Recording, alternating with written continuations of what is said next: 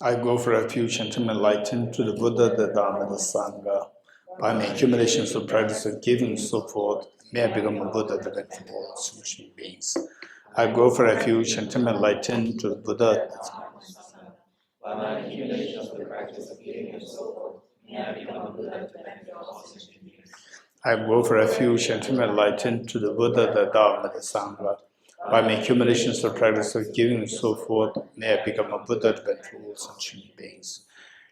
Sanye Joda Zoge Jonanda Chanju Bardo Dane Gyapsuchi Tage Jinso Gebe Sonamge Tola Penjere Sanye Drubarai Sho Sanye Joda Zoge Jonanda Chanju Bardo Dane Gyapsuchi Tage Jinso Gebe Sonamge Tola Penjere Sanye Drubarai Sho Sanje Joda Zoge Jonanda Chajo Bardo Dane Gyapsuchi Tage Jinso Gebe Sonamge Tola Benjere Sanje Dubarashu.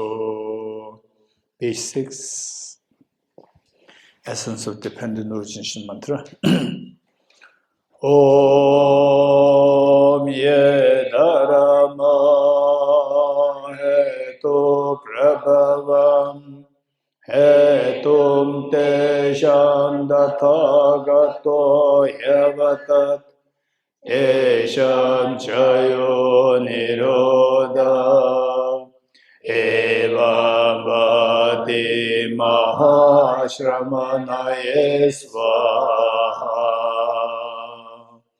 Om Ye Dharma Hetu Prabhava Hetum Tesham Dathagato Yavatat Tesham Chayo Nirodha Evam Vati Mahashramanaye Svaha.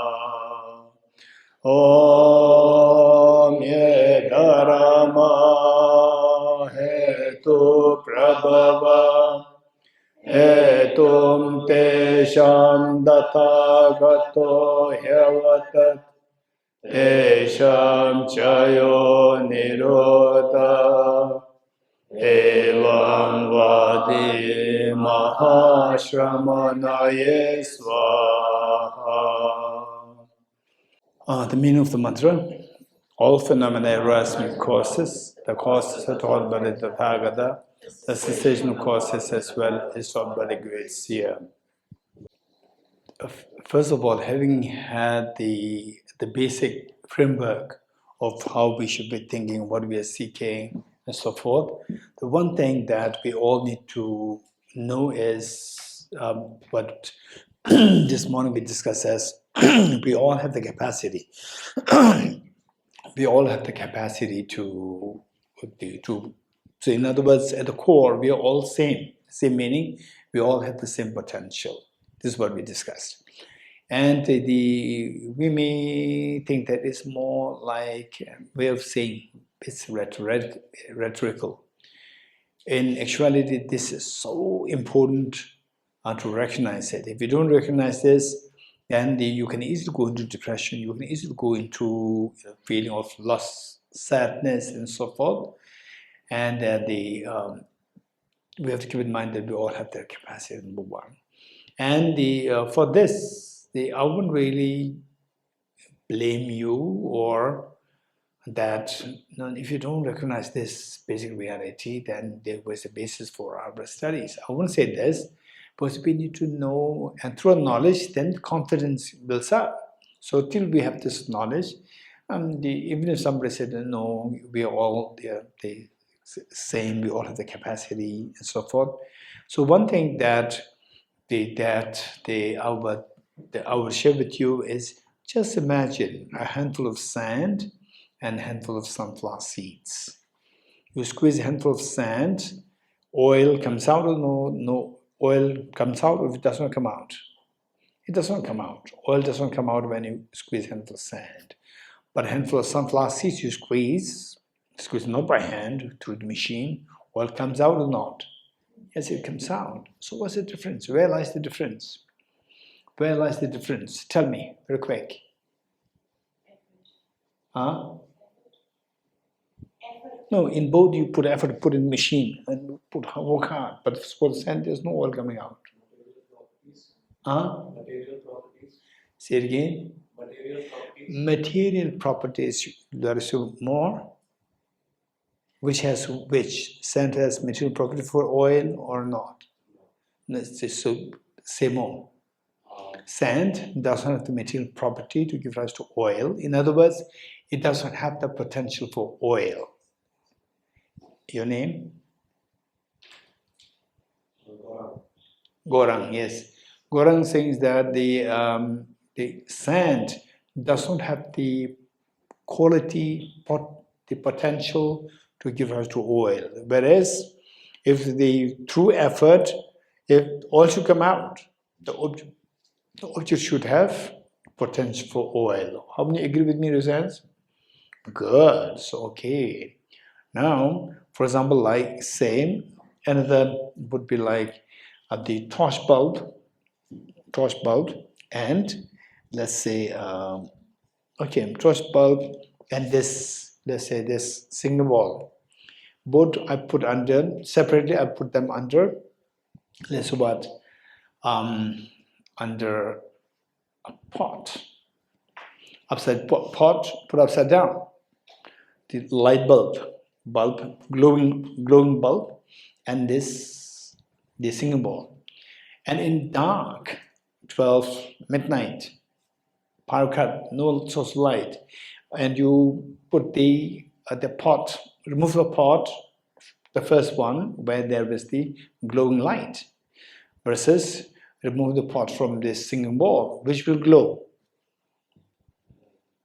The one with the torch, the single ball does not glow. It does not have the capacity. Whether it's put in under the pitch, in the vase or outside the vase, no difference. But for the light, yes, in the vase, if it becomes dark, you remove it, then the light glows. So likewise, each one of us, we have this potential, like light, like the sunflower seeds, squeezing which oil comes out, with the potential for the infinite happiness, with zero suffering. We all have that potential. There is no one who is superior, there's no one inferior. If somebody is superior, everybody is superior. So this is what the Buddha discovered. He did not invent, don't forget it. He discovered it. And this potential is known as the potential for full awakening. So Buddha is referred to as the Buddha. Buddha meaning, it doesn't mean Buddhism. It means the one who has fully awakened. So each one of us, we have that capacity to become fully awakened. And we are very fortunate today that say we spend a lot of time, each one of us, including myself, we spend a lot of time on our modern education. How many years you spend on modern education?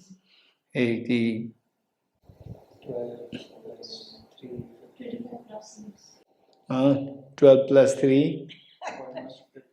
Minimum 15. And those who did masters, 15 plus 2, 17. Those who did PhD plus 5, 22. So this much you have spent time. And what is this education? Is it about awakening your potential inside? Or to compete, to be able to become competent in the world, to survive? Just for survival, that's it. So therefore, think that way. Actually, where should we invest more? For just to survive, or to awaken your inner potential? Inner potential, and to survive for what? So that you will have minimum suffering and maximum happiness. Does it happen or not with the best of modern education? Not sure. Not sure. But if you're able to awaken this hidden treasure inside, guaranteed that your misery will become zero and the happiness will become infinity. This is guaranteed. When I say guaranteed, it doesn't mean that you have to follow me blindly. You're getting it? Again, this is a reminder for you. When I say guaranteed, it means, okay, he's talking with great assurance, great sense of confidence. So, it may be true. It may not be true. Let us subject this to. Let me not reject it. Let me not accept it. Let me put this to analysis. If it is true, this is amazing discovery. Okay, these information, they are so precious information. And you may think that, oh, I came to retreat, and yes, of course, it is his job to say all these things. Otherwise, why should I have to pay? Right? You may think like this, but of course, you're not paying me. You're getting it, and you're not paying the Thosamling nunnery also. The nunnery, because that this is creating a space for us, and because the nunnery has to survive the whole year. With the survival, only then we can get the opportunity to take part in these programs. So what I'm saying is that this information is so important. Let us not take for granted. And then how much money you spend on your education, the so-called modern education. Almost 50 plus. 50 plus, right? 50 lakhs. Yeah, 15 into something, and then almost 50 lakhs, plus feeding you from the milk to this age, right? Almost a crore, each one of us. But say, out of this much of the investment, did you really get the education that was supposed to be getting rid of all the fears, problems, and to expand your happiness to infinity? No, even the professors who teach us, even they themselves are going through struggle. You're getting it? Which means they do not find the answer themselves. So how can the students find the answer if the professor has not got the answer themselves? So what I'm saying is that, so with this, the information is so important. Information. So I call it information. In other words, the wisdom. The wisdom. The wisdom not the wisdom of the Buddha, wisdom for your well-being. You getting it? Make this distinction. Oh, the Buddha, I'm a Buddhist, so this is very precious. No, this is bias. This is fundamentalism. This is the fanatic. Oh, I'm a Buddhist. This is, I'm Christian, or Bible is so precious, or I'm Muslim, the Quran is so precious, I'm Hindu, Gita is so precious. No, this is, and then I'm Jew, the Torah is so precious. This is fundamentalism. So these things are precious because they are connected with your well-being. Your well-being. Finally, they should be for your well-being. And all these religious traditions, when they came to planet Earth, not that there's already there, the religious holding a sacred book, and then people are born, and then you give them a book, and you are this. No. Look at the story of each of these enlightened masters, like Jesus Christ.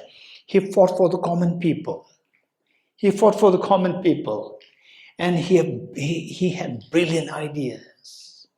So he said that this is not how the common people why the common people should suffer. No, common people should not suffer like this. So some people, they're abusing the common people. So he fought so courageously. He gave his life. Likewise, the Bahula, the founder of the Baha'i religion, and likewise the one who made the prophets Bahula, the Bab, who was killed with 700 bullets. They came with compassion to say that I have a wisdom to share. This is not why the people should suffer.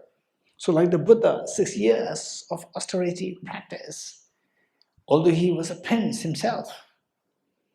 So why? He left the palace. He left the palace thinking that if I become how can I solve the problem of the world?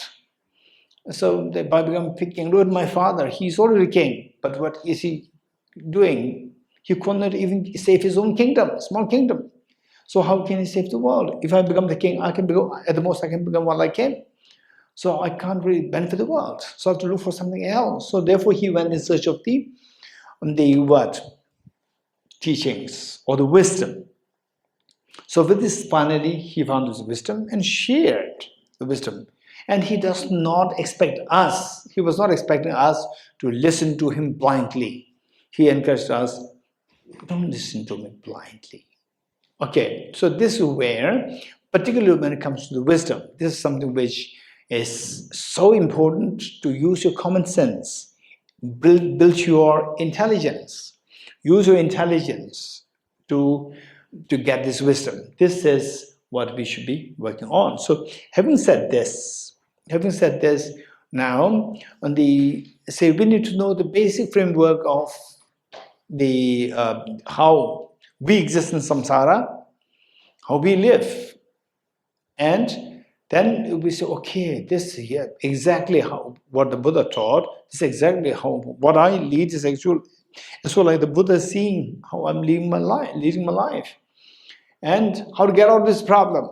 Again, he's sharing and the wisdom, and for me to analyze. Okay, this is something that we have to think of. So, with this mind, the teachings, they are so precious. It doesn't mean that you have to follow blindly. However precious teachings are, we are not to follow them blindly. You have to subject them to analysis.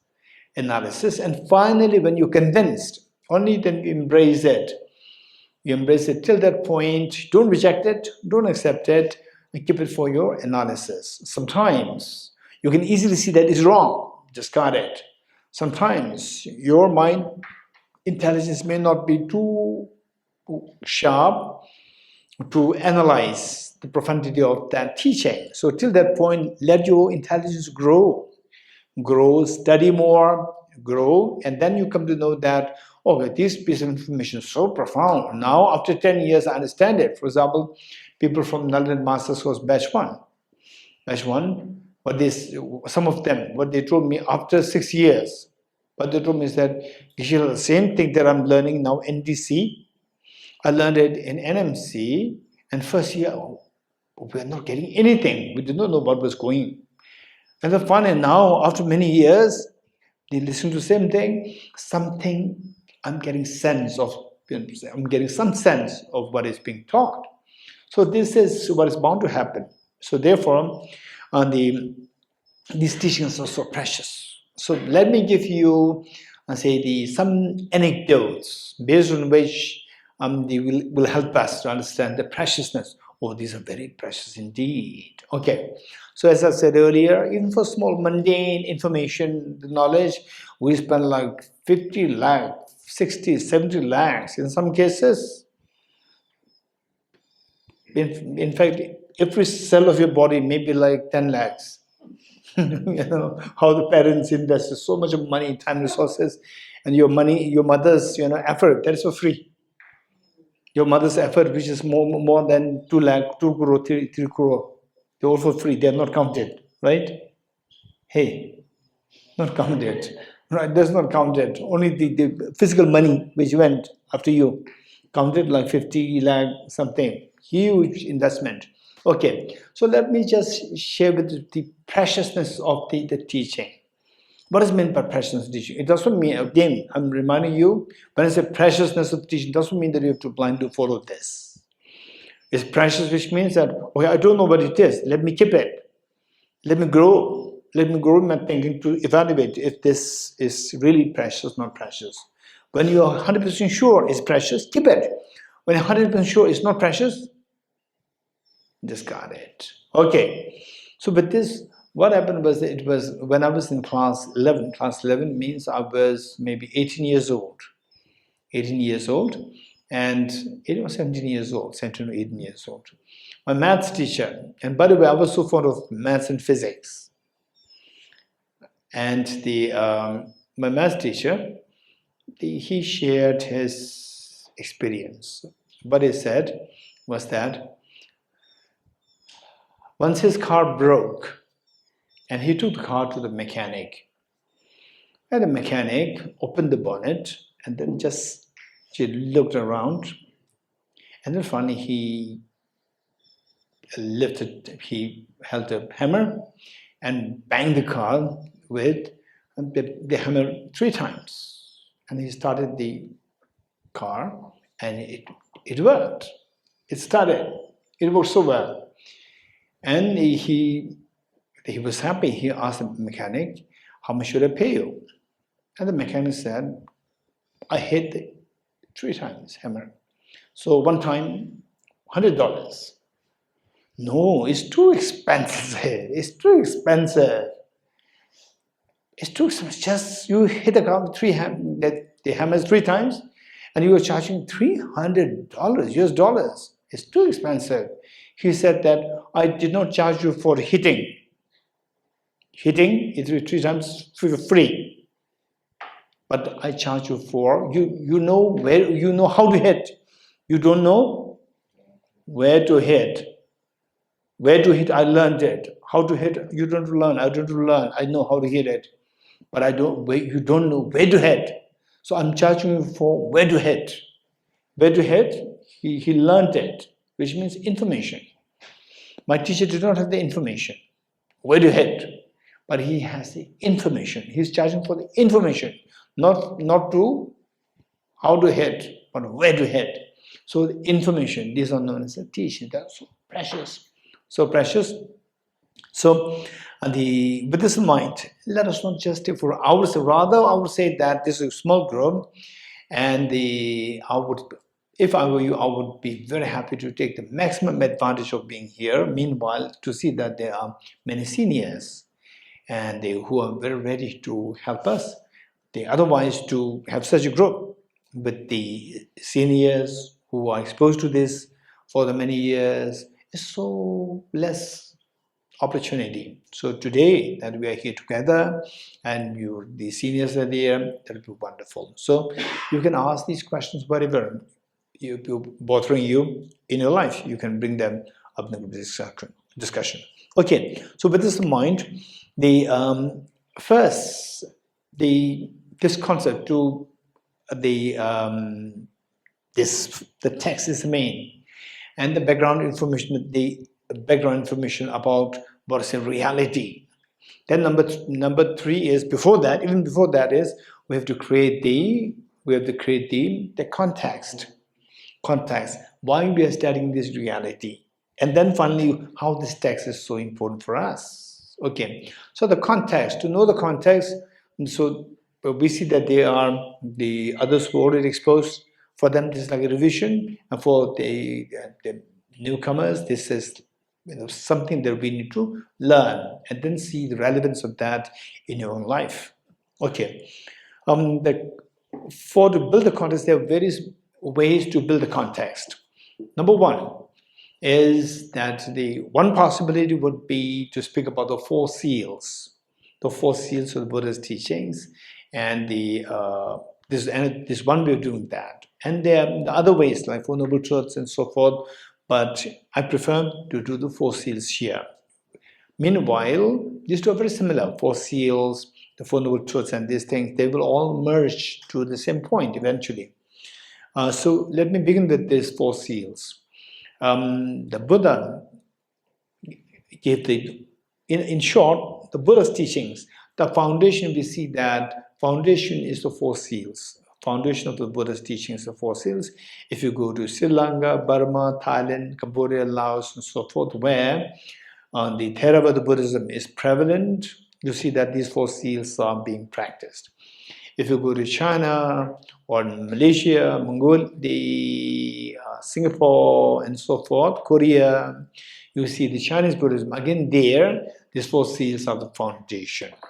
And then you come to Tibetan Buddhism, the Himalayan belt, Mongolia, and so forth. So there also we see that this is a common ground. So in other words, the 4 seals, teaching of the 4 seals, and the seals, S-E-A-L-S, seals.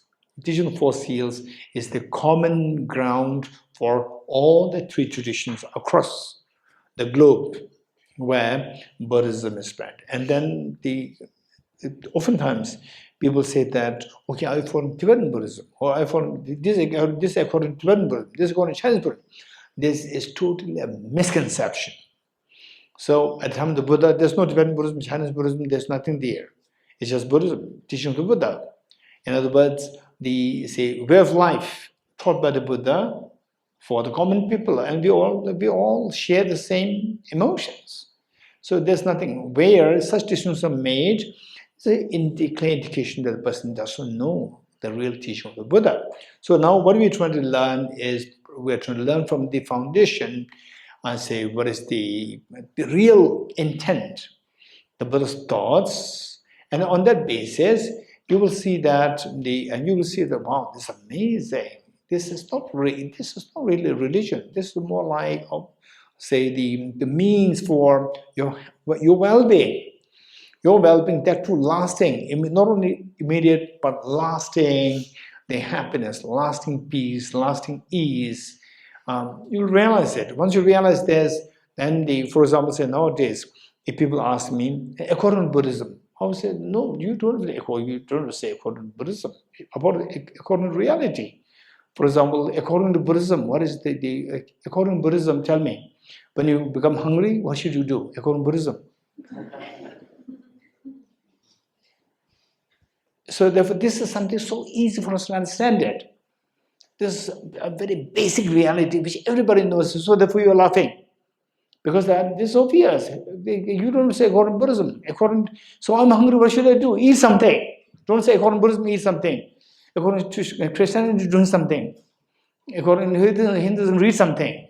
No, it's a basic reality. Wherever you are, whether you believe in religion, no belief in religion, when you're hungry, eat food.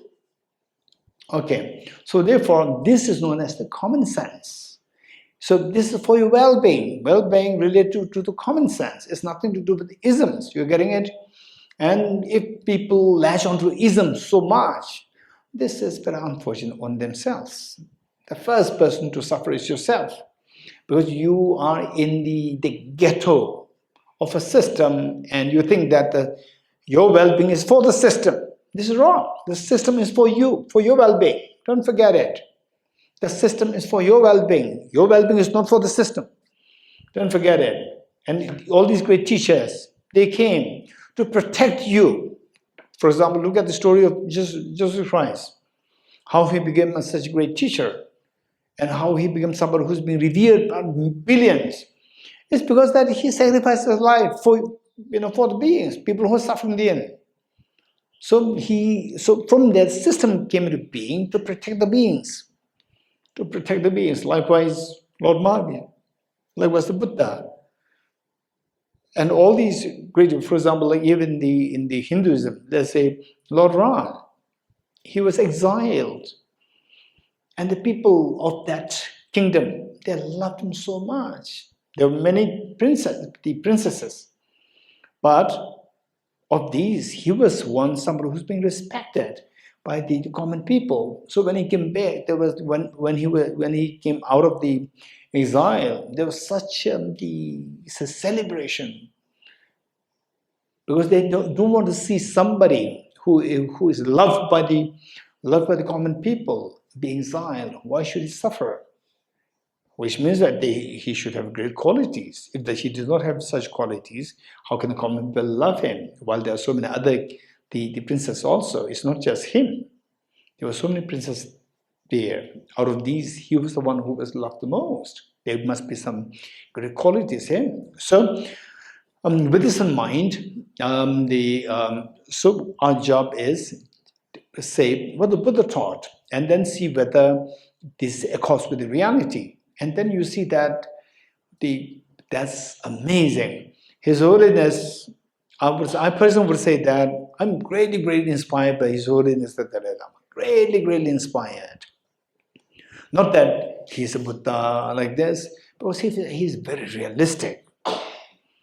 He's very realistic in ways that, to the extent that very practical, very open-minded, and ready to discard what is not sensible. So what is said is that if rebirth concept, so rebirth is a concept which is being the commonly accepted by many of the Indian traditions like Jainism, various kinds of Hinduism, Buddhism.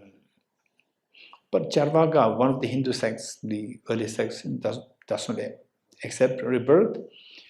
And then the Judeo-Christian, I learned from the Christian theologian that in the olden times in Christianity, there's a concept of rebirth. In the olden times, and gradually, at one point, the Pope, one of the popes, he banned that concept. He banned it. So this is information that I got from the Christian theology. So why this interaction happened was that we two of us, we had a common friend, common Indian friend, a very respected professor. And because of this professor, we met. And when we met, he was constantly talking about the karma, law of karma. And then he's also open-minded. And I asked him, but to talk about concept, the karma, you have to accept rebirth. But in Christianity, there's no rebirth concept. He said, no, that's not true. So then, because he's a theologian, he knows all these evolution. So what things, what happened at one point. For example, like the Pope Francis came, and then he modified several things. Now the Pope, Leo XIV came. Pope, the next Pope, he came, and the Francis said something. He's not too happy, and he's coming with his own thoughts. So these things keep changing. So therefore, at one point, one Pope he's holding the highest authority in Catholicism. So he just banned the concept of rebirth.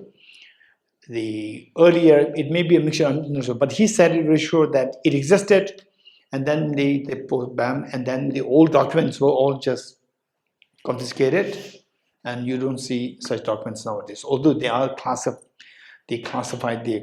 documents are there, but you cannot get access. You cannot have access to these. Okay, so the four seals of the Buddha's teachings as the information, very important information, and then see how true these are, and some are easy, some are a little technical, where you have to keep studying more. Okay, so first, the four seals, and there are 4 lines. The 4 lines teaching of the Buddha. The first one is all composite things are impermanent. All composite things are impermanent. And so given that, now you are studying these in detail, therefore, later, for people, if there are some complications where misconceptions happening, you can help them by clarifying things the way the Buddha taught. The first, all composite things impermanent. All composite things impermanent. And number 2, all contaminated things are of suffering nature. All contaminated things are of suffering nature. And number 3, everything is of the nature of emptiness and selflessness. Everything is of the nature of emptiness and selflessness. And finally, transcending sorrow is absolute peace. Okay, let me repeat it. All composite things are impermanent. All composite things are impermanent. All contaminated things are of suffering nature. All contaminated things are of suffering nature. Number 3, everything is of the nature of emptiness and selflessness. And number 4, transcending sorrow is absolute peace. Okay. Anyone who likes me to repeat? Okay. Now these 4 lines are referred to as the 4 seals of the Buddha's teachings. Seals, stamp, seals of Buddha's teachings. So this is metaphorically stated. For example, what do you understand by seal in the context of the conventional mundane world? Seal. A seal. What do you understand by this? Anyone? Okay, yes, this is one, yes. Okay, the box is sealed. Yes, okay. Anyone else? Approved. Okay, approved, sealed, good. Anyone else? Okay, don't alter it. Unchanging, don't alter it. The government sealed the building. Seal the building meaning? Nobody is allowed to touch it till the conflict is resolved. You're getting it? Till the litigation case is resolved, sealed. So these four lines are metaphorically referred to as four seals. Four seals for the reason that if somebody wants to stop the tears of samsara, if somebody wants to stop the tears of samsara, you have to practice these four seals. There's no exception whether you're king, queen, president, prime minister, beggar, rich, poor, power, high, low, whatever. You have to practice these four. If you want to stop the tears of samsara, if you want to stop the painful tears, these are the four seals you have to practice. Whether you practice, not practice, up to the individual. But if you want to stop the tears of samsara, these are the four things that you have to practice. Okay. If I say your name, no. Simran. Okay, Simran, what will you ask me if I tell you that? Okay, Simran, let's say I'll show you. I'll tell you something. You go around 3 times and say namaste to everybody. What will you say? Why? Yes, you're getting it? Okay, why? Right? Oh, so that you live for 120, very healthy, high quality, 120 years. Then? Maybe. Yeah. That's it. No further question? I What will be the question? don't believe you. No, this is also one extreme. You're getting it? I don't believe in you. This is also one extreme. What would be the next? What would be the good choice? How do you know? How do you know that this will help me to have the high quality 120 years of quality life? How do you know that? How can I know? Please explain it. Till I'm convinced I cannot do that. You're getting it? Don't say I don't believe in you. That's not wise, right? And you also do it also not wise. Oh, Kishla said it. But this is also not wise. I don't believe in you. This is also not wise. The wisest thing to do is, okay, tell me. I'll be happy to do it. Even 10 times I have to do it, I'll do it. But I'm not convinced. Please convince me. Till I'm convinced, I cannot do that. This is a wise thing approach. You're getting it? Okay. So what is that? Is that anybody who likes to stop the painful tears completely, these are the 4 practices to be done. So your question is, how do we know that? How do we know that by practicing these 4, all the painful tears will stop for good? How do we know that? This question. So for that, first let me say these are known as the 4 seals. It is metaphorically that the Buddha sealed, saying that nobody can alter this reality, that anybody who wants to stop the painful tears, you have to practice these 4 lines. Now, how do you know that? This question. For that, we have to first identify what these 4 seals are. You have to learn these 4 seals yourself. Study this first. You don't have to accept, don't reject it. Study these 4 and see if it makes sense. You're getting it? If it makes sense, wow, that's amazing. Usually what I say is that, for example, say in India, or in Asia, I would say, Asia, we happily learn modern science. We don't say that, oh, this is coming from the West. We are Easterns. This is the Western knowledge. No, we don't require that. We don't say that. And the West also learns the Asian, the philosophical tennis systems. They also learn this. They don't say that, oh, this is Asian, So this is the open-minded people's mindset to learn for your well-being. For your well-being. And then what is you? What is you? I and your family? Right? What is meant by you? You, I, and then my family. And depending on your mindset, some people, they can see that the whole India is me. Or some people say whole Asia is me. Some people say the whole world is me. Some people say all the beings, sentients, Animate objects. All the animate objects, they are part of me. You're getting it? Depending on, say, your level of maturation, your level of maturation of thinking. Okay, so with this in mind, you have to check that if this is something relevant. Okay, the four seals.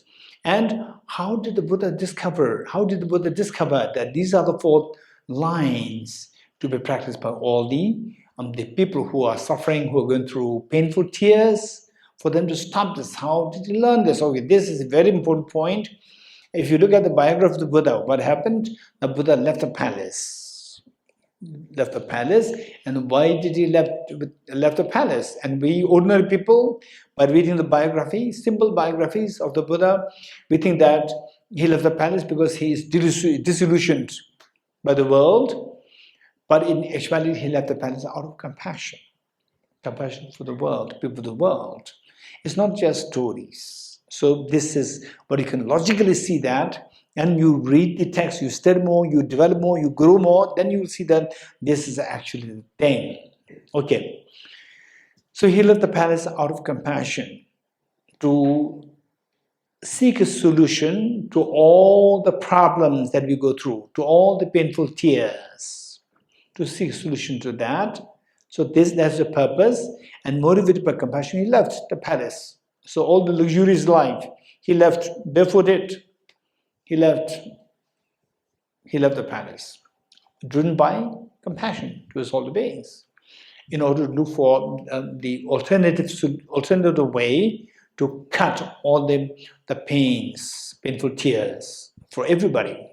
So for this, what do you do? If you are the one, what should you be doing? I want to stop the tears of everybody. I want to stop the painful tears of everybody. And then you leave your place. What will you do? Anyone?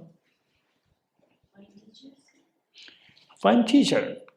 Teacher is okay. First, let's say find teachers for what? Okay, find teachers to look for the answer to these problems. Very good. So finally, you are looking for the answer, and the answer, you know that you cannot find it on your own. So you seek help of the teachers. Very good, teachers. Then, once you get the medicine, what will you do? Huh? Take the medicine. Okay, let's put it like this. Say, COVID-19. When the world is hit by COVID-19, how many of you felt scared? Be very honest, make sense? How many felt scared? How many are not scared? Okay, not scared. Either their memory is very short, right? They had the fear, it's gone. Now no COVID. COVID means just isolate yourself and it'll be over. So your past memory is gone. Your memory is gone, or really no fear? Are you sure? Okay, where were you then? In Delhi.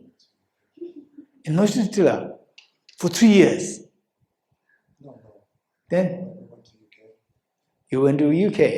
So there's a fear, no fear. Your family members? Even your Prime Minister, what is his name? Had the COVID. You remember that? No, memory is gone. Huh? so in fact, this Shero, even he did not know that COVID existed. Okay. So how many have tremendous fear? Raise hands. Very scary. Raise hands. Okay, only few. If today is 2020, if I ask everybody to raise hands, memory is gone now. Right? So less number of people. It was very scary, very scary. Okay. So on that, why I said this?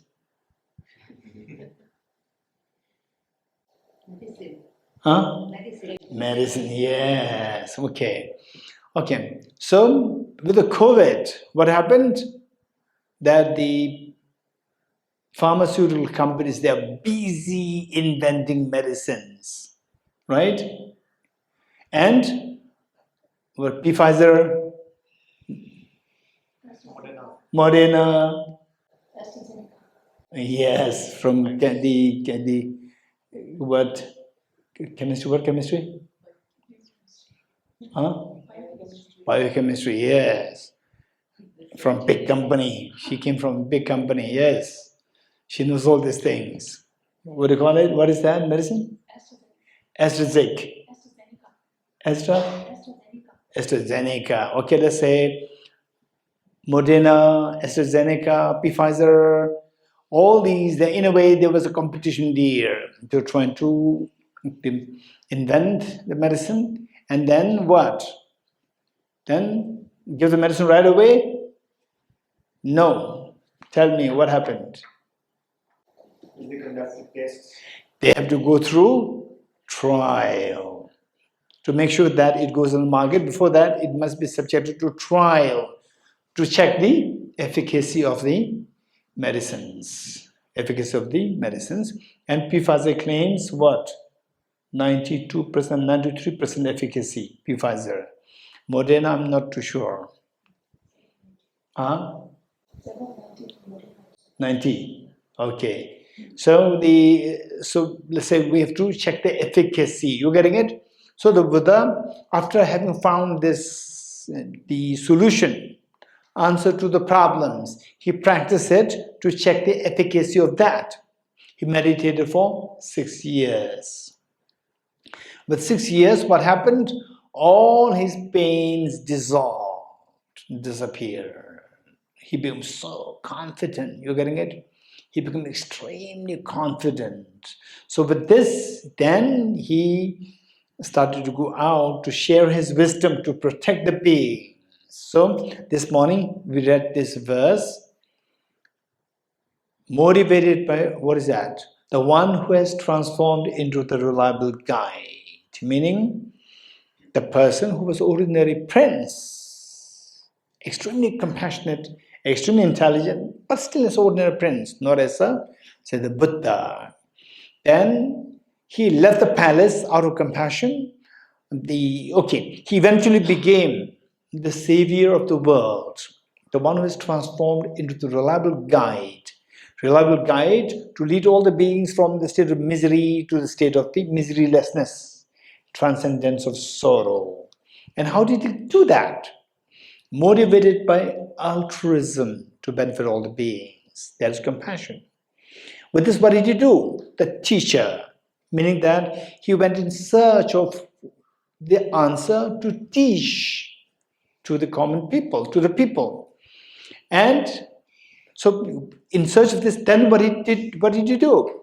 He experimented himself and he experienced Sugata. Sugata meaning the state of perfect bliss, perfectly pure bliss, state of perfectly. He experienced that where all the miseries dissolve. He experienced the perfectly pure bliss. Okay, but this is what happened.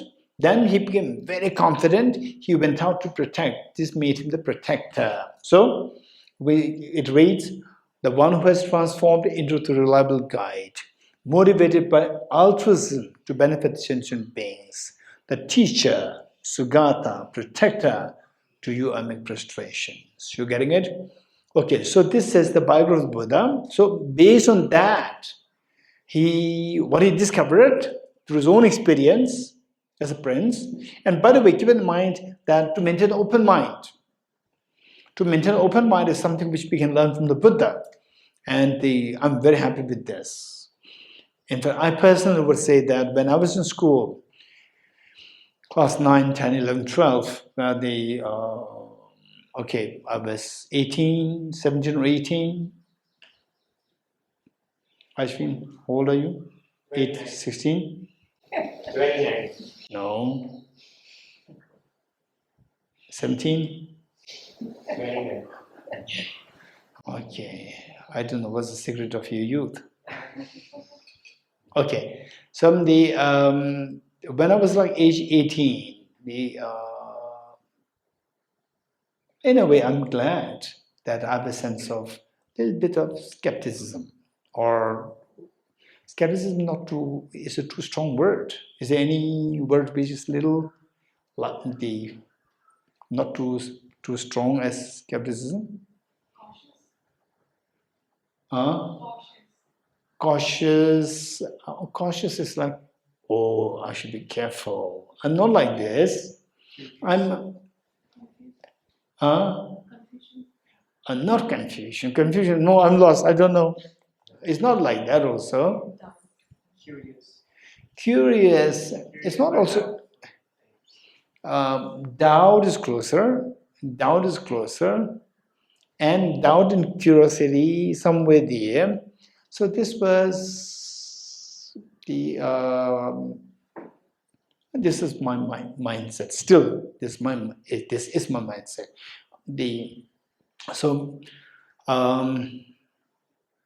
I'm not rebellious. I'm not rebellious. No, I take things so easy, accept things so easily. I learn, and then I keep exploring it. I don't accept it. I don't reject it. This is my mindset since I was 18. Even before that. So,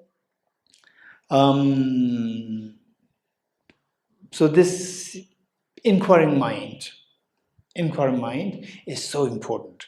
And seeing His Holiness the Dalai Lama, I said, wow, he is my role model. This was the thought that came to me since the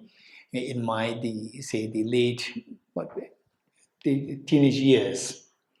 Oh, he is very open mind. This is something which and then now, with the Buddha's biography, we see that Buddha is very open-minded.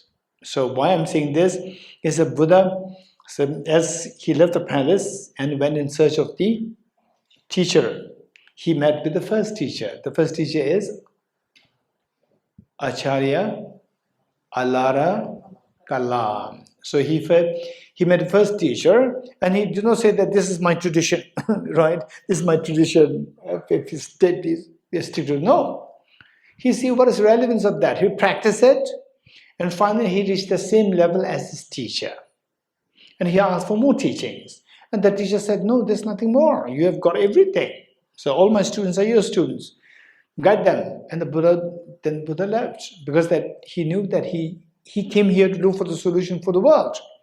And he did not get this answer to help the world. So he left the first teacher, not that he was saying, oh, this is my tradition, and now I've found my teacher, this is my tradition. No, he's very open-minded. So he didn't get the answer, so he looked for the second teacher.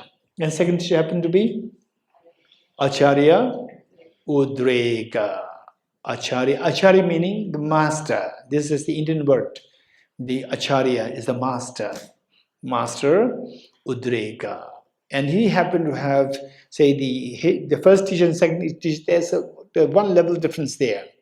Second teacher is the one who has attained the highest level of the meditative experience of the mundane world. Mundane meditative experience. He attained that level. So for us today, if you see somebody like him, we'll say that he's enlightened. But Prince Siddhartha, after being trained under the second teacher, he reached the same level very, very quickly. He reached the same level as the second teacher. And again, he asked for more teachings. And the teacher said, no, you got everything. There's nothing more. But he came here not for your personal, internal bliss, but to help the beings. And he did not get the answer. So he left. He went searching. Finally, he found this, the subject matter, the wisdom. He found that wisdom, and then he practiced it for 6 years. Finally, this wisdom, the opposite of which this morning we discussed, the light, opposite of light is darkness. Opposite of wisdom is ignorance. So ignorance is like the iceberg. We're going to learn the four seals. Ignorance is like the iceberg. Just imagine 5,000 years back in time. Imagine you put yourself 5 years before today. 5 years ago from today in the past. And you are in Arctic Circle. You are in Arctic Circle or in Antarctica Circle, wherever you are. Arctic Circle. So you find the icebergs. And icebergs, how strong are they? Imagine that you are in that era, 5,000 years ago, 1,000 years ago. Icebergs, they're very strong or they easily melt. Very, very strong, extremely strong. Those days, people cannot come up with the thought that one day global warming can happen and these icebergs will start melting. They did not have any thought of that. Do you agree with me? Good. So then if they have the facilities, they can stack iceberg as a foundation. They can build buildings on top of that. If they have the facilities to build buildings, stack as high as possible. And after 5,000 years, global warming hits the earth. Then the iceberg starts to melt. Now, iceberg melting is happening. We all know that. Then what happens? Whatever is stacked on the iceberg collapses. You agree? When the iceberg melts, then whatever is stacked on this will collapse because the foundation is lost. So the ignorance is like the iceberg. Our ignorance is like the iceberg, and on top of this, so many things are stacked, including our tears. Painful tears are all stacked on this. All stacked on this. The fear, anxiety, and so forth, they're all stacked on this. And the moment you feel that this iceberg of the ignorance is melting, you will see that all what is stacked on this, the tears, the painful tears, anxiety, stress, and so forth, all these emotions crumble down. And that is the peace that you are seeking. When iceberg melts completely, nothing is left on top of this. All your misery is dissolved. This is the transcendence of sorrow. Your sorrow is transcended. And you get this absolute peace. So at times, we go through, how many of you go through sometimes extremely low feeling, presents? Sometimes once in a while. For no reason, sometimes you get this feeling. How many of you have never had this feeling? Raise hands. What does it mean by low? Right? Raise hands. How many of you have no experience of that? You had? No hand. Oh, you had. Okay. How many of you did not have this feeling in your life? What does it mean by feeling low? Feeling gloomy? Particularly in the winters, Dharamsala, Thosamling? Dharamkot, yes. Thosamling is much better, it's warmer. But if you want to experiment it, go to Dharamkot in the winter. And sometimes they say what? Snow, rain, and short daylight, long night, and drizzling, cold, foggy, and even the birds don't chirp. Pinch of silence. And your mind races to talk to somebody. Nobody's there. Everybody disappeared. You're alone. Your mind, just like you're in a tree bending down, your mind also bends down. Right? How many of you had that experience? Raise hands. Okay, London is common. Singapore? No, you never had that experience. Singapore never has. Men? You had that experience? Where? In Denmark. Oh, yes, in Denmark, yes. Not in Vietnam. In Vietnam, it will not happen. Vietnam, is there any cool weather? No cool weather.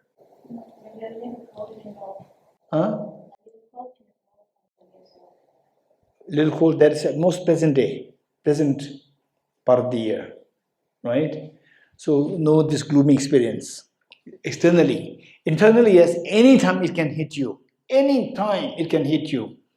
So for no reason you feel, so that was the first thing that, I don't know whether I had that experience in school, but in my 20s, when I was 21, 22, say in the summer, in Dharamsala, in summer, I took a nap, and then just for like maybe half an hour, I got up and then start to feel so low.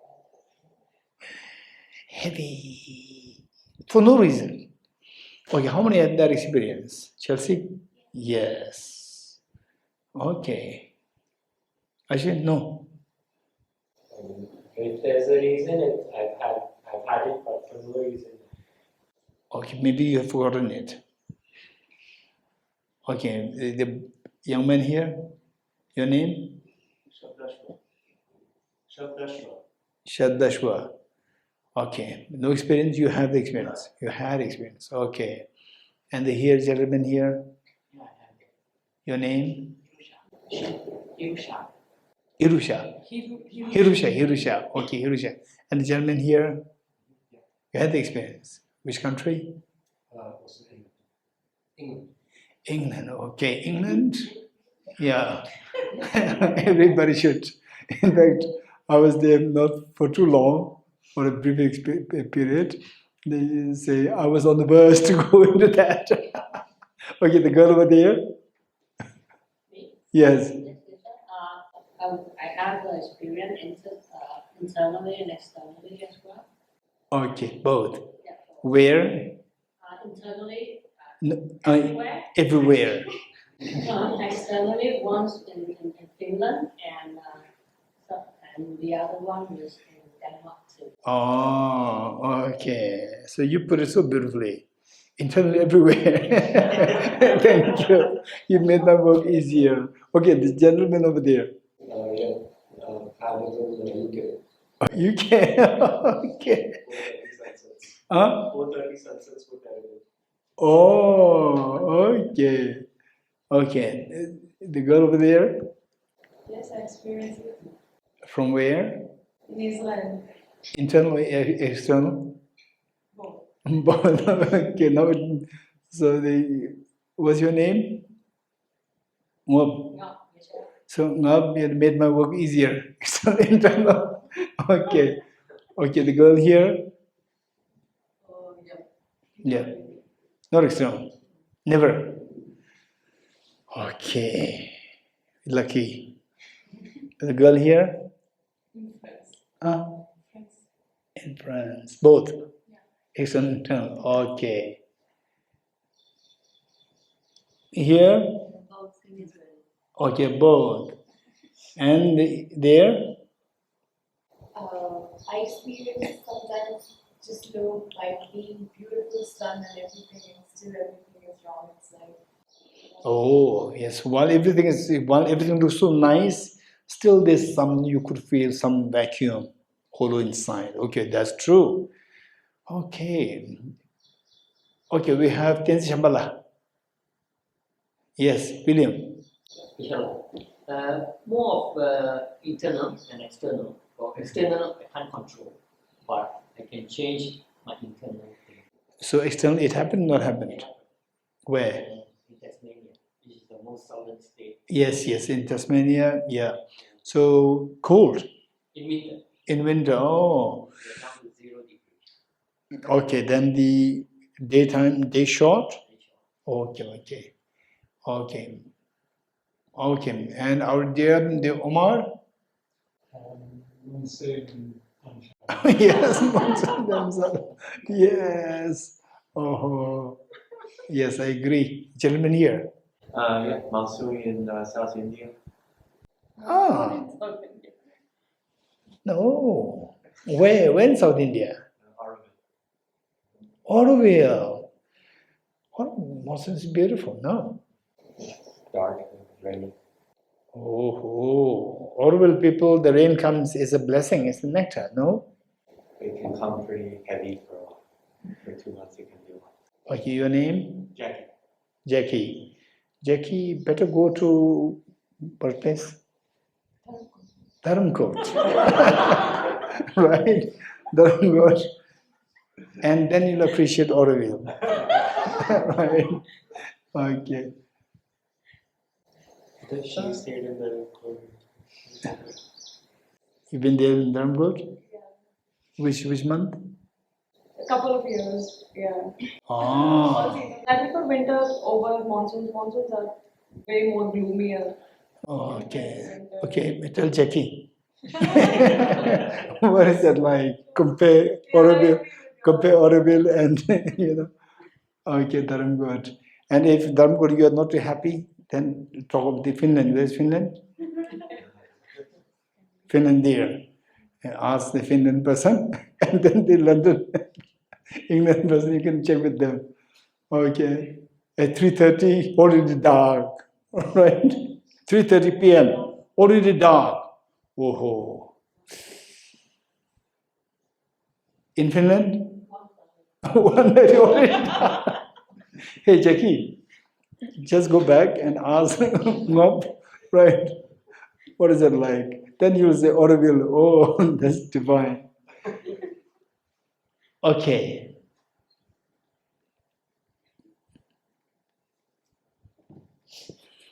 Okay, so with this in mind, now as we learn these four seals, just see how true. It's not about, I'm reiterating this, it's not about Buddhism, it's about your well-being. You're getting it?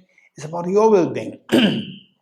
Say, I tell people that enjoy pizza, no need to become Italian. Enjoy pizza, don't become Italian. You remain good Indian, remain good Britisher, right? Remain whoever you are, remain a good person. But enjoy. What's the problem? You enjoy. It's your well-being. So recently there's one gentleman, who feels very say little sympathy, like poor Tibetans, and he believes in rebirth. He's a professor. Then at one point we are very good, friends. I told him, "Hey, professor, if you die, tell me, are you prepared when you if you are born as a Tibetan, are you prepared?" I told him, he said he never thought about it. Intrinsically, Tibetans are Tibetans. So we are, we don't have to take birth like this, right? So I asked him, are you prepared? What are you do if you take birth as a Tibetan? He said, no, I never thought about it. You're getting it? So what I'm saying is that, so are you prepared? This is the point. Are you prepared? Okay. So these four points, four seals, they are so important. Just see if it makes sense.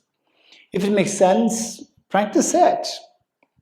And in fact, okay, this is a little bit digression.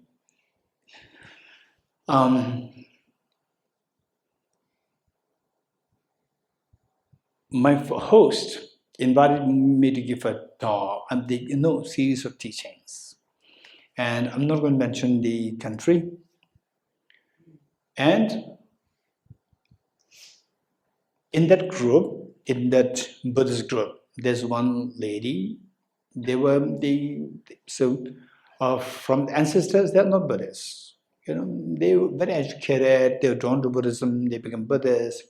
And there was a lady who has been Buddhist for many years, and her husband is a physicist, a very senior physicist, and she's so keen that her husband becomes a Buddhist, but she cannot convince him. And she knows that I like physics, and she thought that she can use me to make her husband Buddhist.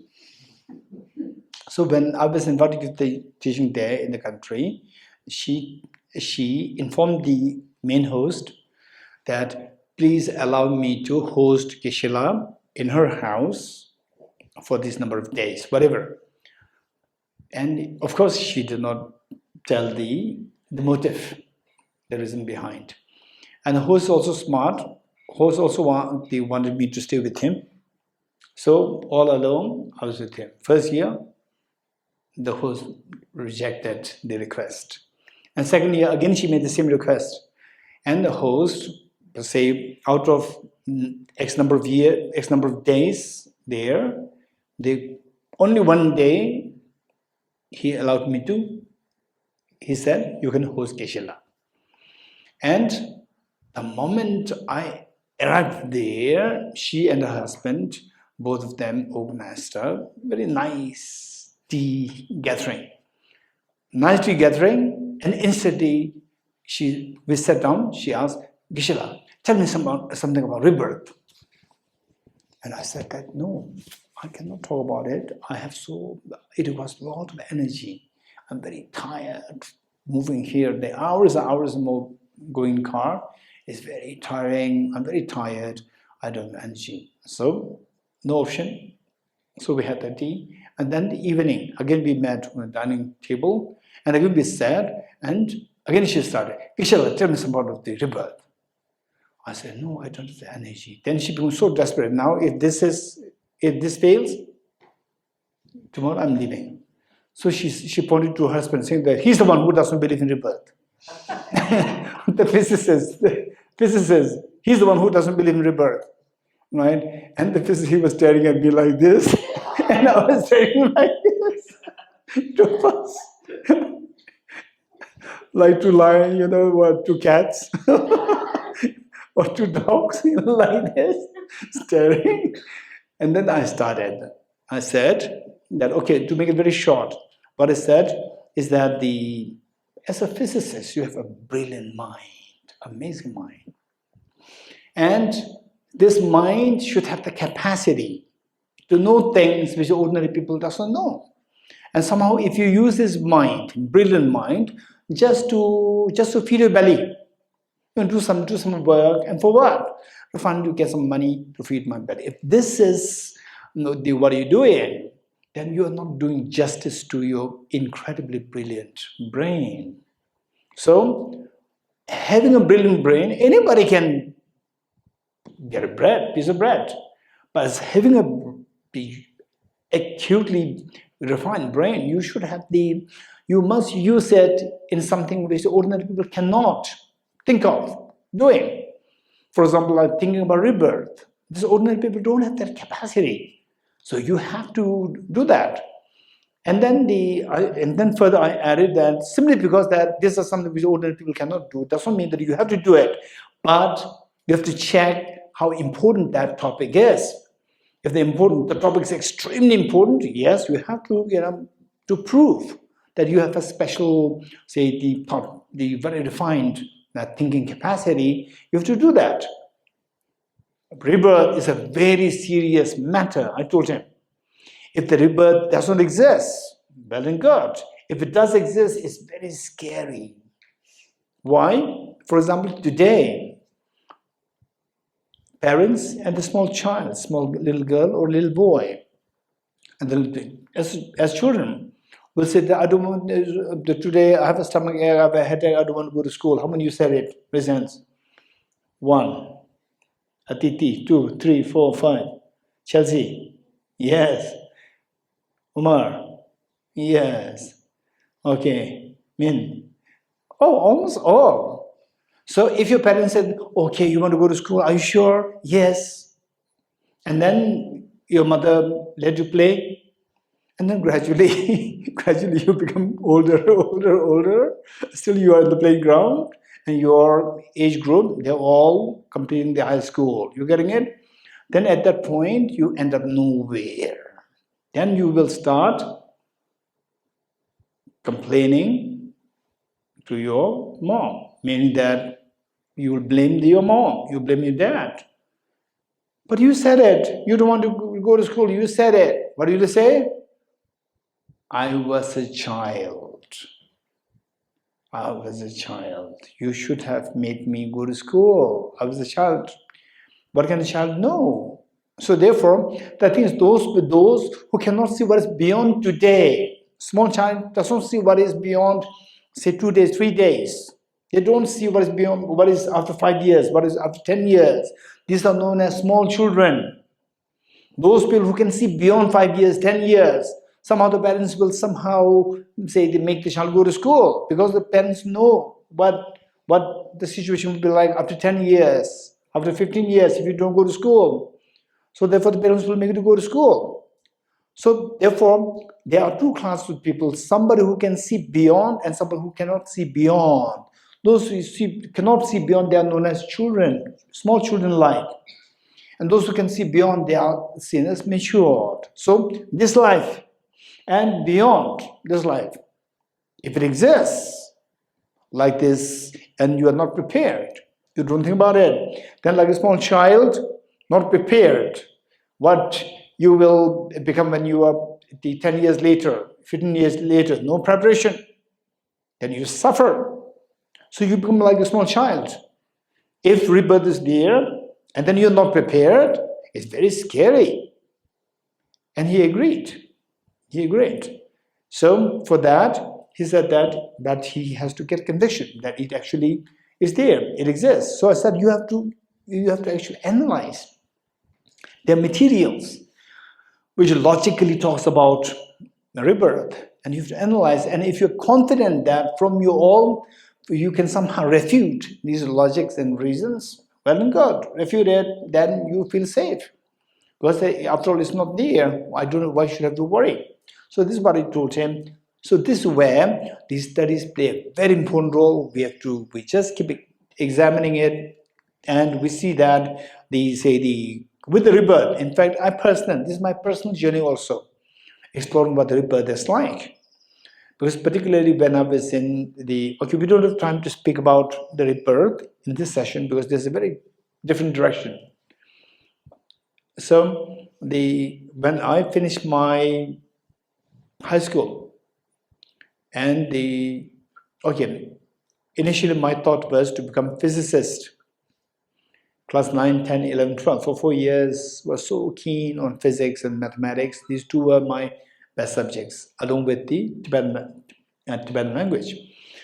Then think of becoming physics for 4 years, for a small child, thinking of becoming a physics for 4 years, this is a big thing. And suddenly there's a U-turn. And I joined the monastery, Institute of Buddhist Dialectics, instead of joining the regular college for physics. And they joined the monastery with the belief that there is rebirth. Because I was brought up in this culture, in the Tibetan ghetto. So only Tibetans' rebirth is taken for granted. So with this mind, I joined, okay, next life. And suddenly, my teacher, again, who is a brilliant logician, philosopher who passed away, logician, philosopher, psychologist, and the principal as well as our teacher of the monastery, he invited one American lady medical doctor. And today I came to know that she's not only a medical doctor, she's also a physicist. I came to discover that way later. After about 25 years, I discovered that. She's not a medical. She first did her, I think, physics and joined the medical later. So my teacher invited her to give a talk on neuroscience to his students, about like 100 monks, and majority they don't speak English. So my teacher assigned me to be the translator.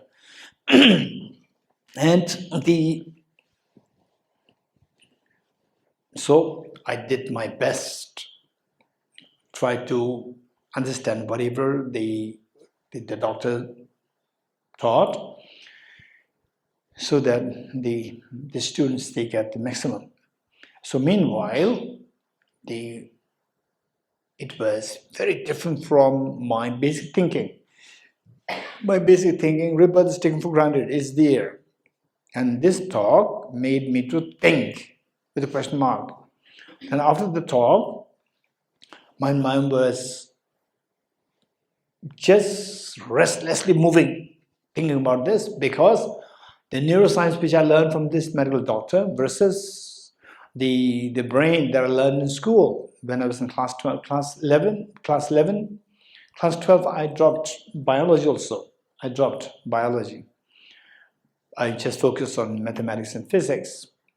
Class 11, I took biology because like a backup, in case if my mind changed to become a medical doctor, then I can be so biology also taken side by side. Then class 11, when I joined class 12, that's sure I'm going to do physics, no interest in medical science. So this was my knowledge of brain, how the brain works, from my teaching in class 11. And then here the medical doctor is talking about very sophisticated workings of the brain, how the neurons work, how the emotions, different emotions, how the different cognitive, the aspects, the visual, sound, so forth, the way all these processes are happening, emotions, the way it's happening, in detail, color, shape, language. I was so fascinated. So the question, and naturally a question came to me. If this is how the brain works, where is the mind? If the mind is not there, if it's only the brain, the way this doctor explains, then where is rebirth?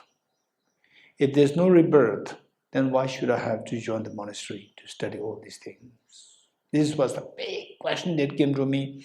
I did not tell anybody. That night, I did not have sleep, because the whole the faith in me was shaken. The foundation of my faith shook so strongly that, but I was not really traumatized. Mentally, I was very prepared, and I told myself that, okay, Dorji, don't flow with the belief that there's rebirth. You have to analyze. And lucky that the monastery that I was admitted, this monastery is a monastery which provides academic studies, not just the rituals, academic studies, where all these logic, philosophy, psychology, they've been studied. I'm so lucky from that point of view. Otherwise, either I might have really become crazy, or I would have dropped the monastery, gone somewhere else. So whereas here, it's so lucky that the program conducted, they're all about philosophy, psychology, metaphysics, and so forth. Particularly one text by Acharya Dharmakirti on the rebirth, where he explained the rebirth so logically. But this is not easy, just really understand it. No, you will not get it like this. So it was all the many years of journey. So now it's like almost 30 years, more than 30 years of journey. And one point when Venerable was saying, when in Japan, when His Holiness was giving the teaching, and I was doing the translation, and His Holiness, he has extremely sharp eyes, extremely sharp eyes. He just say in thousands of auditorium with thousands of people, he just scanned through like this. Almost everybody is in his eyes. And we say, oh, this person's there, that person's there. Just scan like this, right? Wow, that's amazing. So while giving teaching, he was noticing something. I did not know that he was noticing me. And then when the teaching was completed, when he was getting off the throne stage, the throne, then he asked me, Damdul, what are you doing? What are we writing? I was noting points. So related to rebirth, which is was the teaching. I said I was making note of the rebirth concepts, and he was very happy. Okay, so what I'm saying is that these are things which require more the analysis. Okay, having said this, if through your analysis you come to get a deep conviction that this is really, really, really helpful for managing my emotions, then what we say is that, and the rebirth, you convince with the rebirth, and let's say that the next birth you're born as a little girl, a little boy, say these teachings, the four seals, they say somebody mentions about it, you feel at home. Yes, of course, these are very true facts of the life, and you don't require, there are anecdotes of many enlightened masters who at such early age, like age 10, 11, 12, the condition that they had about the rebirth and these concepts, very sophisticated topics of visual learning like the four seals, there, for them, this is so obvious. So whereas for us, we have to learn these, but this will be just as with what we learned 10 years ago, and today you can replicate it. You can replicate it, the memory comes back easily. So this is exactly what is what happened to us.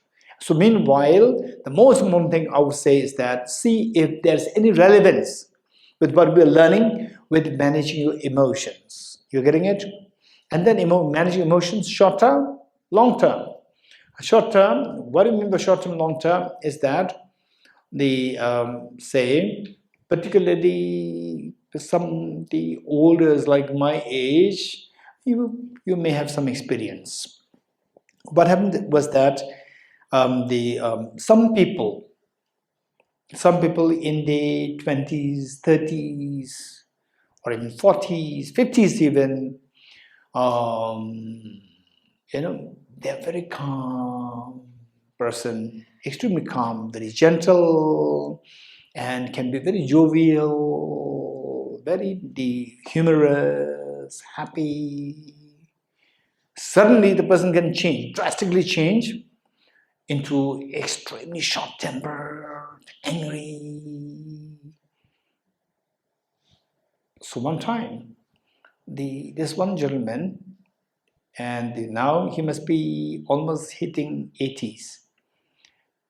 So whenever I used to meet him, he's very jovial, very humorous, and so much of learning, factual, the information. You say something about the biochemistry, and he will have something to say.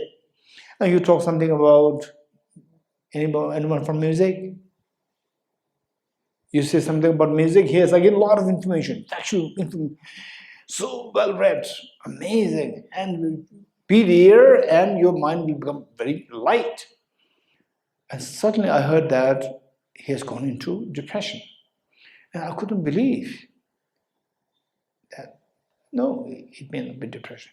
And then finally, when I actually talked to him, I could see the depression there. So, which means that there are two things in us, our nature. There are two things. One is the surface nature, where the external things, physically you are fit and fine, and financially you are safe, secure, and family members okay, and you read a lot. So that makes you into one person. When you're hit with the pain, like loss of the near and dear ones, or financial crisis, or physical health issues, then you can become a different person. So this is something where studying these four seals, studying them well, contemplating them well, from deep inside you will be transformed. You're getting it? Even though you are hit with such a physical challenges, like ill health, a financial crisis and so forth, but as a person you will become very strong. So my teacher who passed away, how many of you know Ling Rinpoche? Presents 1, 2, 3, 4. Ling Rinpoche, the current one. The current one, he's the reincarnation of the previous Ling Rinpoche. Previous Ling Rinpoche was the teacher of His Holiness the Dalai Lama. And my teacher, who was also teacher of the current Ling Rinpoche, my teacher, one time when he was going to receive teachings from His Holiness, from my monastery to another monastery, meaning one has to travel like 12, 13 hours by bus. And then he got off the bus and a cow just hit him and his hip broken. And he could not see he had to be hospitalized. And then we were, in 1 or 2 days' time, we were going there to join the teaching. And I went to see my teacher. And I was expecting my teacher is in so much of pain, complaint. This was what I've been seeing around. And when I see my teacher, it's as though like somebody's there, people may think that I'm the sick person, not my teacher. My teacher very calm. As though nothing happened. Wow, that's amazing. This is difference, where you're transformed from within. External factors cannot really affect you as much. Whereas if you are not transformed from within, externals can. Somebody otherwise very humorous, very happy, go-lucky person, suddenly you are hit with the illness, financial crisis, so forth, you can become broken mentally. This is very dangerous. So to protect us from the teachings on the four seals, they'll be extremely helpful. Okay. So, what's the first seal? What is the first seal? All consciousness things Okay, it is from a different world system. What is her name? Simran. Simran started from different world system where education from PhD, then gradually goes to kindergarten, and now different world system. All contaminant is impermanent, right? Right, this is a very different world system. I don't know. Okay, Min, tell me, what's the first seal? Huh? All composite things are impermanent. Jack, from which world system are you? That's what I said. You said all what is that? Contaminated things are. You mimicked him. You took for granted what he said is correct. Sometimes I also do that. I think I said that first and then I corrected myself. You corrected in you mentally, verbally. I heard myself say that too. You heard it? Yes. Okay, then And it's then my. very firmly. Okay, so which means that you made me from another planet. Okay, so all composite things are impermanent, right? All composite things are impermanent. Don't forget to make sure that these adjectives added, they are not they're not put in the wrong way. First is all composite things. Second one is all contaminated things. They're different. These two are not the same. We will learn what they are. So first one is all composite things are impermanent. And many people who did not have a proper learning of the Buddha's teachings, they said the Buddha, they just read the book and they said Buddha taught everything is impermanent. That is the naivety. Not everything is impermanent. Only composite things are impermanent. And I'm sure that those who are new to this, you may be wondering, what is non-composite? There must be, he's indicating this non-composite. Non-composite, which is permanent. Okay, so our job is, what is non-composite? And what is, what are the things which are permanent? And I thought that Buddha taught everything is impermanent. Now he's indicating that no, there's a non-composite phenomena which are permanent. So what are the examples of permanent phenomena? So this is what we need to explore. You're getting it? Okay. So what constitutes permanent? What is meant by composite phenomena? What is meant by what is that? Non-composite phenomena? We need to check these things. Okay. We stop here for this afternoon. So, after this, do you have a teaching or are we finished? Done. We are done, right? Yes. And tomorrow morning we will have a session? Yes. So, tomorrow we'll have the session and then let's see on the spot, the day after tomorrow, whether we'll have, not have, we'll check. I can read the prayers if you should.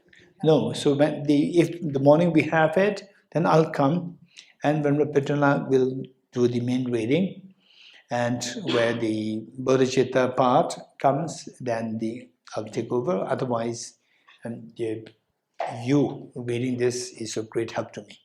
Yeah. Okay, so we will come to the dedication prayer and dedication part. It should be on page 52.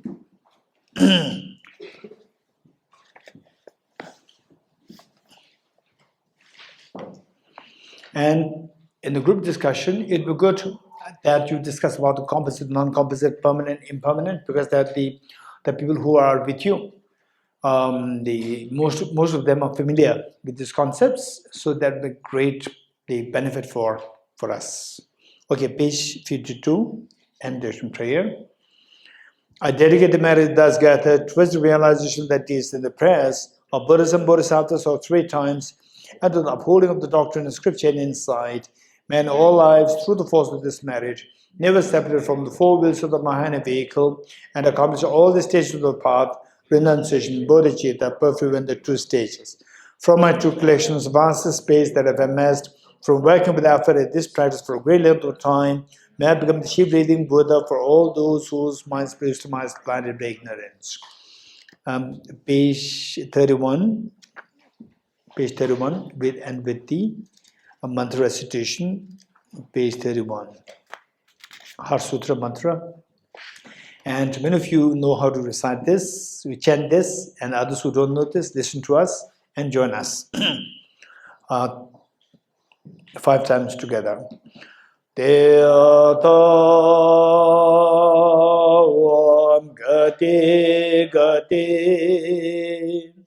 Paragati Parasamgate Bodhisvatyata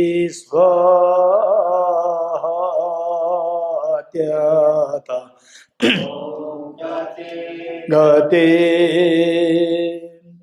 Paragati Parasamgate Bodhisvatyata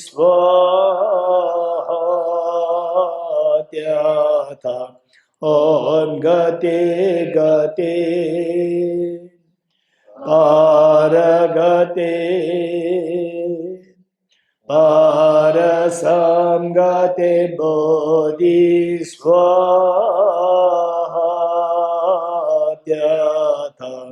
Om Gati Gati Paragati Parasamgate Bodhisvaha.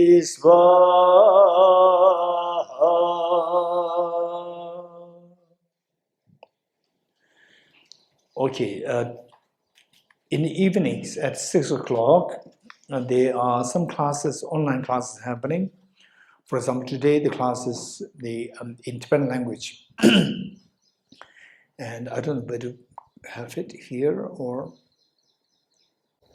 Whichever would, we have backup, that's the only advantage, is the internet backup, but today looks like a good day. No, it's only, today is in Tibetan language, no point. Others, no point in joining. From tomorrow is going to be a little technical class, and those of us who are new, who are first time with me, hearing, seeing whatever new, and if you want to know what does it mean by complicated, come tomorrow. Right? What is complicated? Come tomorrow. It doesn't mean to discourage you, but for you to prepare. Okay, it's not like the 8-day retreat. There are more complicated things. Yes, everything goes over your head, and then it may inspire you. Okay, there are things, very complicated things. I want to take this as a challenge. This is so that tomorrow is the higher level class, and then day after tomorrow, it's also little. It's not, you can jump. High jump, you can jump, it's not a problem, but you have to put effort. And those of us, the others, welcome. In other words, anybody who likes to just see what this class is like, today, no point. It's going to be in Tibetan language, and tomorrow is the Nalanda Master's course, NMC2, that is the higher class, and after tomorrow is NDC, Nalanda Diploma course.